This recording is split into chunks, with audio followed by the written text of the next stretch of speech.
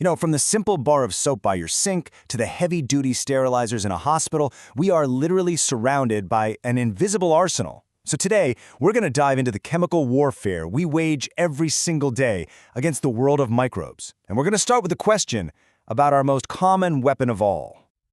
I mean, we all use it every day, right? But how many of us really know how it works? Is soap just a simple cleaner, or is it something more, like a microscopic superweapon? Okay, so the beautiful simplicity of a soap molecule is all in its design.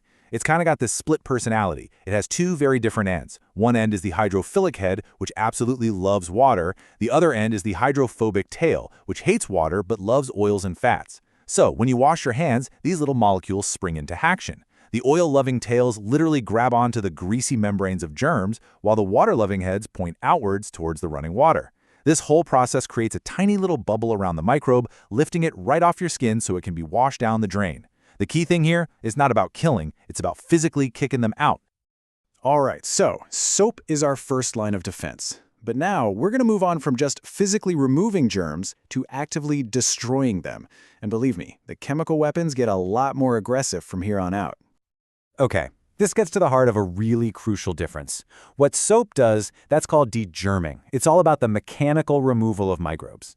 But most of the chemicals we're going to talk about from now on are for disinfecting. They actually kill or stop germs from growing. Think of it like this. Degerming is like escorting an intruder out of your house. Disinfecting, well, it's a bit more permanent. So first up in our chemical arsenal, alcohols. I mean, you know these guys. They're in your hand sanitizer, the bottle of rubbing alcohol in your bathroom cabinet. Ethyl and isopropyl alcohol are the big players here. They basically work by ripping apart the outer membranes of microbes and then just scrambling all their essential proteins. The whole thing just collapses. But here's a fun little twist. You'd think that 100% pure alcohol would be the most effective germ killer, right? Well, you'd be wrong. The absolute sweet spot, the most effective concentration for disinfection, is actually 70%. So what's going on there? Believe it or not, the secret ingredient is water. See, pure alcohol is so aggressive that it instantly hardens the proteins on the outside of a microbe. It basically creates this little protective shell. And that shell actually stops the alcohol from getting inside to do the real damage. But when you add that 30% water, it slows the process down just enough. It lets the alcohol seep inside the microbe and destroy it from the inside out. So yeah, a little bit of water actually makes it way deadlier. Okay, this brings us to one of the biggest controversies in home cleaning over the past few decades. I'm talking about the rise and the eventual fall of so-called antibacterial soaps. At the very center of this whole debate is one chemical, Triclosan. For years, this stuff was the magic ingredient.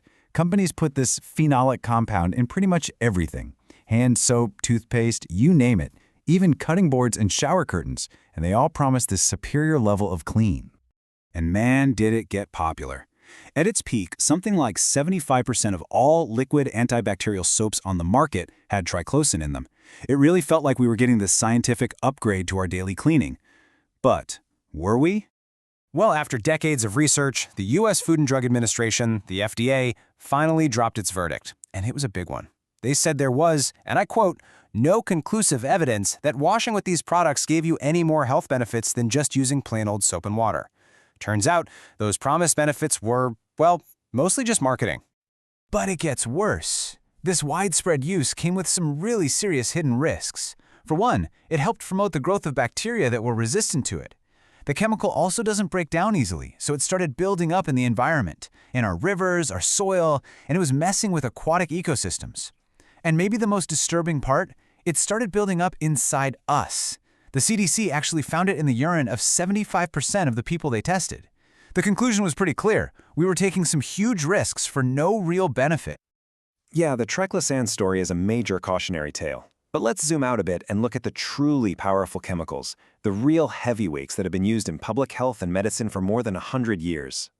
The history here is actually fascinating. It really all starts back in the 1860s. A guy named Joseph Lister starts using carbolic acid, that's phenol, to disinfect surgical wounds, and it completely revolutionized surgery. His work directly inspired products you definitely recognize today, like Listerine and Lysol. And now, of course, we rely on even stronger stuff, like halogens, chlorine in our drinking water or the iodine they use to prep skin before surgery. Every single one of these was a huge leap forward.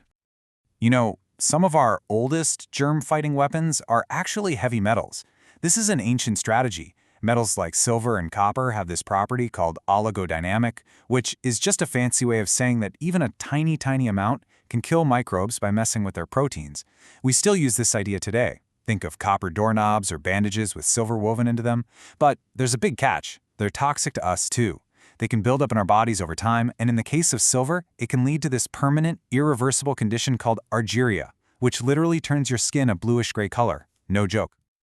Okay, so now we're moving past just disinfecting. We are now entering the final frontier, complete and total microbial annihilation. I'm talking about sterilization. This is where you leave absolutely no survivors. To get to true sterilization, you have to bring out the biggest guns, chemicals called alkylating agents. We're talking about things like formaldehyde and ethylene oxide. These don't just poke holes in cell membranes, they go way deeper. They fundamentally alter a microbe's DNA and its enzymes, making it totally impossible for it to function or reproduce. They are so incredibly potent, they can even kill the absolute toughest form of microbial life out there, the endospore. And this really highlights the double-edged sword here. On one hand, yeah, these chemicals are powerful enough to sterilize incredibly delicate medical equipment. But on the other hand, they are highly toxic, they're carcinogenic, and they are way, way too harsh to ever be used on living tissue. I mean, this is the literal definition of a poison. So given all those dangers, it's no surprise that scientists are working on smarter, safer ways to sterilize things. And one of the most exciting new methods is something called supercritical carbon dioxide.